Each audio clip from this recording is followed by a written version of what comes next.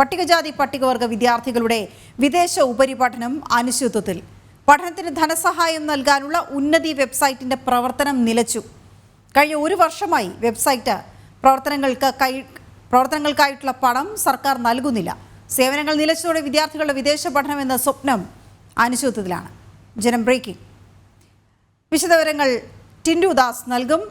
ടിൻഡു ഈ വാർത്ത നൽകുകയാണ്. ഈ റിപ്പോർട്ട് ടിൻഡു, ഉന്നതി വെബ്സൈറ്റ് പേര് സൂചിപ്പിക്കുന്നത് പോലെ തന്നെ വിദ്യാർത്ഥികളുടെ ഉന്നതിക്കായി, വിദേശ പഠനത്തിനായി, അത് പട്ടികജാതി പട്ടികവർഗ വിദ്യാർത്ഥികൾക്ക് പ്രയോജനപ്പെടുന്ന ഒരു വെബ്സൈറ്റ്. പക്ഷേ ഇപ്പോൾ കഴിഞ്ഞ ഒരു വർഷമായി ഇതിലേക്കുള്ള സാമ്പത്തിക സഹായം നിലച്ചു എന്ന് പറയുമ്പോൾ സ്വാഭാവികമായും, പക്ഷെ ഇപ്പോൾ ആ വെബ്സൈറ്റ് നിലയ്ക്കുന്നിടത്തേക്ക് വരെ ഇടപെടലുകളൊന്നും ഉണ്ടാകാതെ കാര്യങ്ങൾ പോയി എന്ന് പറയുന്നതാണ് ആശങ്ക. വിവരങ്ങൾ എന്താണ്?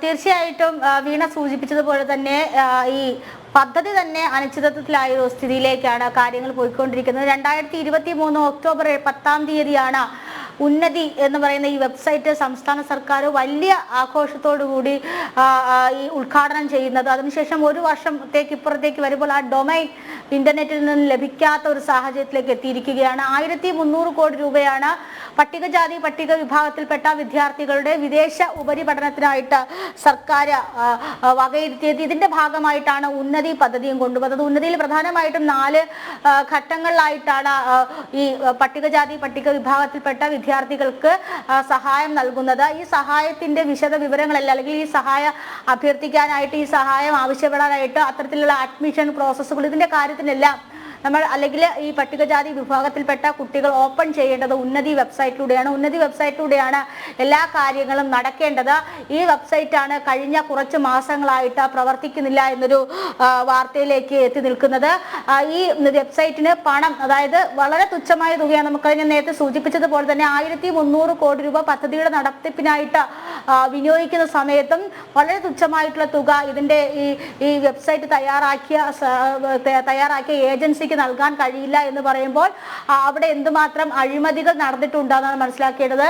സംസ്ഥാന സർക്കാരിന്റെ അല്ലെങ്കിൽ ഈ പട്ടികജാതി പട്ടിക വിഭാഗങ്ങളുടെ വകുപ്പിന്റെ ഈ പദ്ധതി നടപ്പിലാക്കുന്നത് ഒഡേപെക് എന്ന ഏജൻസിയാണ്. നമുക്കറിയാം, ഉന്നതിയുമായി ബന്ധപ്പെട്ട് വലിയ രീതിയിലുള്ള അഴിമതി വാർത്തകളാണ് കഴിഞ്ഞ ദിവസങ്ങളിൽ പുറത്തു വന്നത്. ഉന്നതി പദ്ധതിയുമായി ബന്ധപ്പെട്ട ഫയലുകളിൽ, ആ ഫയലുകളിൽ സൂക്ഷിച്ചിരുന്ന വിവരങ്ങൾ ഇവയൊന്നും കാണാനില്ല. അതുമായി ബന്ധപ്പെട്ട് വലിയ രീതിയിലുള്ള രാഷ്ട്രീയ വിവാദങ്ങളൊക്കെ ഉണ്ടായി. അതിൽ ഉന്നതിയുടെ തന്നെ അല്ലെങ്കിൽ നേരത്തെ ഡയറക്ടറായിരുന്ന എൻ പ്രശാന്തിന് സസ്പെൻഷൻ വരുന്ന ഒരു സാഹചര്യത്തിലേക്കൊക്കെ എത്തി നിന്നിരുന്നു.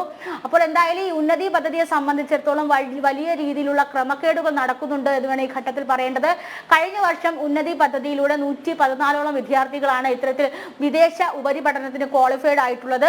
അതിൽ 94 പേർക്ക് ഇതുവരെ വിദേശത്തേക്ക് പോകാൻ സാധിച്ചിട്ടില്ല. കാരണം ഉന്നതി വെബ്സൈറ്റിലൂടെ വിവരങ്ങൾ അപ്ലോഡ് ചെയ്തുകൊണ്ട് ആ വിവരങ്ങൾ ലഭിക്കുമെന്നും, അല്ലെങ്കിൽ അതിലൂടെ വിവരങ്ങൾ ലഭിക്കുമെന്നും തുടർന്ന് വിദേശ പഠനത്തിന് പോകാൻ കഴിയുമെന്നും കാത്തിരുന്ന 94ഓളം വിദ്യാർത്ഥികൾക്കാണ് പഠനം വരെ അല്ലെങ്കിൽ പഠനം വഴിമുട്ടി നിൽക്കുന്ന ഒരു അവസ്ഥയിലേക്ക് എത്തി നിൽക്കുന്നത്. ആ വെബ്സൈറ്റിലേക്ക് നമ്മളിപ്പോൾ എന്തെങ്കിലും ആവശ്യത്തിന് വേണ്ടി അല്ലെങ്കിൽ ഇത്തരത്തിലുള്ള അപേക്ഷകളോ മറ്റോ നൽകാനായി ഉന്നതി വെബ്സൈറ്റിന്റെ ഓപ്പൺ ചെയ്യുന്ന സമയത്ത് ഈ ഡൊമൈൻ അതിന്റെ ഉടമസ്ഥതാവകാശമുള്ളവർ വേറെ ആർക്കോ കൈമാറിയിരിക്കുന്നു എന്നൊരു ലെറ്റർ ലൈൻ മാത്രമാണ് കാണാൻ സാധിക്കുന്നത്. മറ്റ് സംസ്ഥാന സർക്കാരിന്റെ ഒരു വിവരങ്ങളോ അല്ലെങ്കിൽ ഈ പട്ടികജാതി പട്ടികവർഗ വിഭാഗങ്ങൾക്ക് ആനുകൂല്യം നൽകുന്ന ഉന്നതി പദ്ധതിയുടെ ഒരു വിവരങ്ങളോ ഈ വെബ്സൈറ്റിൽ ഉൾപ്പെടുത്തിയിട്ടില്ല എന്നതാണ് ഏറ്റവും പ്രധാനപ്പെട്ട കാര്യം. പലതവണ ഇതുമായി ബന്ധപ്പെട്ട ഒഡേപെക്കും അതോടൊപ്പം തന്നെ ഉന്നതിയുടെ ചുമതലയുള്ള ആളുകളും പട്ടികജാതി പട്ടിക വകുപ്പിനോടും അതോടൊപ്പം തന്നെ സംസ്ഥാന സർക്കാരിനോടും ഒക്കെ ഈ വിഷയം ചൂണ്ടിക്കാട്ടിയിട്ടുണ്ട്. അപ്പോഴൊക്കെ സാമ്പത്തിക പരാധീനതകളും ധനപ്രതിസന്ധിയും ചൂണ്ടിക്കാട്ടി ധനവകുപ്പ് പലതവണ ഈ ആവശ്യം നിരാകരിക്കുകയാണ് ചെയ്തിട്ടുള്ളത്. അതുകൊണ്ട് തന്നെ ഈ ഫണ്ട് ഇങ്ങോട്ടേക്ക് എത്തിപ്പെട്ടില്ല എന്ന് വേണം മനസ്സിലാക്കാൻ സാധിക്കുന്നത്. എന്തായാലും വലിയ രീതിയിൽ സംസ്ഥാന സർക്കാരിന്റെ ഒരു പ്രധാന പരസ്യ പദ്ധതിയായി തന്നെ കൊണ്ടുവന്നതായിരുന്നു ഉന്നതി എന്ന് പറയുന്നത്. ആ ഉന്നതിയുമായി ബന്ധപ്പെട്ട പല ബോർഡുകളും പലയിടങ്ങളിലും ഇപ്പോൾ നഗരങ്ങളിലും മറ്റു പ്രദേശങ്ങളിലൊക്കെ കാണാനും സാധിക്കും. എന്നിരുന്നാലും ഈ പദ്ധതി ഇപ്പോൾ നടപ്പിലാക്കുന്നില്ല എന്നതാണ് ഏറ്റവും പ്രധാനപ്പെട്ട കാര്യം. മറ്റൊരു കാര്യം എന്ന് പറയുന്നത്, ഈ ഉന്നതിയിലൂടെ അല്ലെങ്കിൽ ഉന്നതി പദ്ധതിയിൽ അപേക്ഷിച്ച് കഴിഞ്ഞതിന് ശേഷം ബാക്കി എന്ത് വിവരങ്ങളും ആ വെബ്സൈറ്റിലൂടെ മാത്രമേ, അല്ലെങ്കിൽ ലോഗിൻ ചെയ്ത് ആ വെബ്സൈറ്റിൽ കയറിയാൽ മാത്രമേ അറിയാൻ സാധിക്കൂ. കാരണം എല്ലാം ഓൺലൈൻ സംവിധാനത്തിലൂടെയാണ് നടക്കുന്നത്. ഓഫ്ലൈൻ ആയിട്ട് ഒരു തരത്തിലുള്ള അപേക്ഷകളോ അല്ലെങ്കിൽ ഇതിനകം വിദേശ ഉപരിപഠനം നേടിയവരുടെ, ഇപ്പോഴും വിദേശത്ത് ഉപരിപഠനം നടത്തുന്നവരുടെ ഈ വെബ്സൈറ്റിനെ ആശ്രയിച്ച് പോയവരുടെ അവസ്ഥ എന്താണ് എന്നുള്ളത് കൂടി പരിശോധിക്കപ്പെടേണ്ടതുണ്ട്. തീർച്ചയായിട്ടും ആ ഒരു ആവശ്യമുണ്ട്. കാരണം ഞാൻ നേരത്തെ സൂചിപ്പിച്ചതുപോലെ 117 പേരിൽ 94 പേർക്ക് പോകാൻ സാധിച്ചിട്ടില്ല. ബാക്കി വരുന്ന 22ഓളം വരുന്ന അല്ലെങ്കിൽ 23ഓളം വരുന്ന ആളുകൾക്ക് വിദേശത്ത് ചെന്നതിന് ശേഷം ഫണ്ടുകൾ ലഭിച്ചിട്ടുണ്ടോ എന്നൊരു കാര്യത്തിലും ആശങ്ക നിലനിൽക്കുന്നുണ്ട്. അവരുടെ വിവരങ്ങളും നമുക്ക് ഈ വെബ്സൈറ്റിൽ നിന്ന് എടുക്കാൻ സാധിക്കുന്നില്ല. അപ്പോൾ ഈ ഇത്തരത്തിൽ ഈ യോഗ്യത നേടിയവരുടെ എല്ലാ വിവരങ്ങളും അടങ്ങിയിരിക്കുന്ന വെബ്സൈറ്റാണ് ഇത്തരത്തിൽ ഈ പ്രവർത്തിക്കുക അല്ലെങ്കിൽ പ്രവർത്തനം നിലച്ചു നിൽക്കുന്നത്. അപ്പോൾ അവരുടെ വിവരങ്ങളൊക്കെ എങ്ങോട്ട് പോയി? ആ ഡൊമൈനിൽ ഇത്രയും കാലം സൂക്ഷിച്ചിരുന്ന, കഴിഞ്ഞ 1 വർഷത്തോളം സൂക്ഷിച്ചിരുന്ന ഈ ഫണ്ടുകളുടെയും അതോടൊപ്പം തന്നെ ഈ കുട്ടികളുടെ വിവരങ്ങളും ഈ യൂണിവേഴ്സിറ്റികളുടെ വിവരങ്ങളും ഈ വിവരങ്ങളൊക്കെ എങ്ങോട്ട് പോയി? അല്ലെങ്കിൽ ഈ വിവരങ്ങളൊക്കെ തിരിച്ച് സർക്കാരിന് അല്ലെങ്കിൽ വകുപ്പിന് ലഭിച്ചിട്ടുണ്ടോ എന്നൊരു കാര്യത്തിലും സംശയം നിലനിൽക്കുന്നുണ്ട്.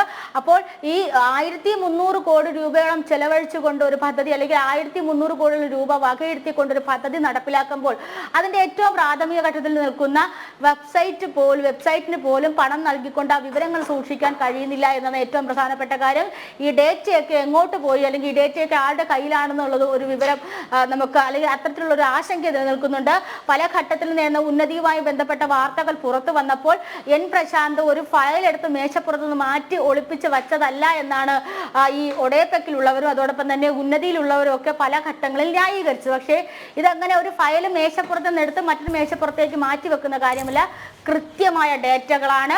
അല്ലെങ്കിൽ ഈ സംസ്ഥാനത്തെ പട്ടികജാതി പട്ടിക വിഭാഗത്തിൽപ്പെട്ട ഉന്നത വിദ്യാഭ്യാസത്തിന് വേണ്ടി കാത്തിരിക്കുന്ന ഒരു 5000-ലധികം കുട്ടികളുടെ ഡേറ്റകളാണ്. അവരുടെ വിദ്യാഭ്യാസ യോഗ്യതകൾ തെളിയിക്കുന്ന വിവരങ്ങളുണ്ട്.